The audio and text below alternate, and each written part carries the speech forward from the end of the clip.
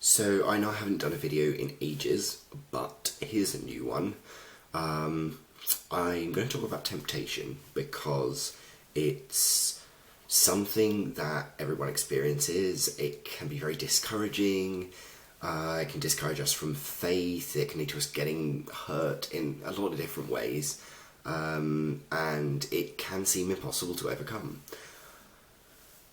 But with God, all things are possible, right? So, whether it's the really small things like eating that extra cake you probably shouldn't, or if it's bigger things, I think the key really is grace. Always pray the grace of God will be your strength, and never lose hope or despair that you'll never be able to overcome temptation. Because without God, we all fail, realistically. So that prayer is very important.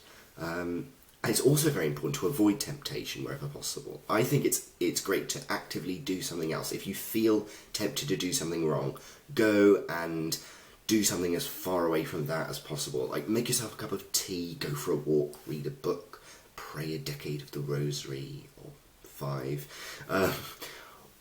When we do fail, it's so important to go to confession as soon as possible.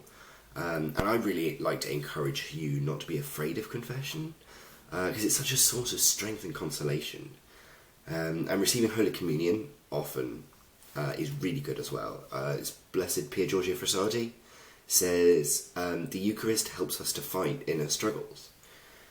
At the end of the day, whatever you do, if it doesn't bring you close to Jesus, it's not good enough. I know people are imperfect. I'm a person, I'm imperfect. But it doesn't mean we shouldn't try. So yeah, always keep your eyes on Christ and have courage.